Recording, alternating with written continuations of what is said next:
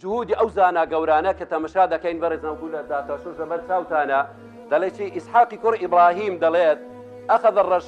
الرشيد زنديقا فأراد قتله يجلس زنديقا كان ديار مجموعة أحاديث زوري نسيوا موضوع في هذا كترن هل بستراو بسر بيغمبري صلى الله عليه وسلم أبي سيبي كوجي بيشي بوكوجي قول اتر فقال أين أنت من 1000 حديث وضعت هذا أي رشيد كوجي أدي سيدك من هزار حديث دانا وهل بسر بيغمبري صلى الله عليه وسلم هربم دم كوجي بوم كوجا كأنما يعني شتي قوري كرديا ك بلان ضربەی گەورەی سنەتی پێغەمبەری دا صلى الله عليه وسلم رشيد جوابێکی زۆر جوانی داوە فقال له أين أنت يا عدو الله أي دژمنی خوا ئەدی ئەتوو لە شێی لە کاتێکدا من أبي إسحاق الفزاري وابن المبارك ينخلانها حرفا حرفا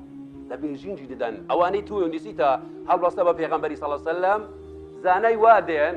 أبو إسحاق الفزاري وياخو ابن المبارك لەبێژینجی دەدەن غربلەی دەکەن حەدیث پیت حرف بزانین ئەوە هی پێغەمبەرە یان نا توا دەزانی شتێکی ئەوەت کردێت دژ بە پێغەمبەری هەی دوژمنی خوای هەموو ئەوانە لەبێژینجن یاخۆت وشتەکەی تری ئیمامی ابن المبارك دەڵێت چی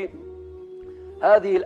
وقيل لابن المبارك هذه الأحاديث المصنوعة يعني هالبصراء وبصر بيغمبري صلى الله عليه وسلم قال تعيش لها الجهابذة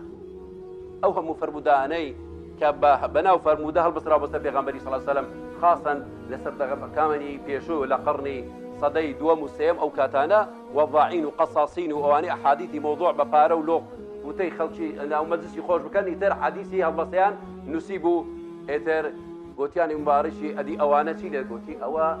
پیاوی ژیر و عاقڵ و زانە خۆی گەورە دروستی دەکات بۆ خزمەتی ئەم سنەتی پێغەمبەری صلی الله علیه و سلم دوای ئەو ئاتەشی خوێندەوە ئینا نحن نزلنا الذکر وئینا له لحافظون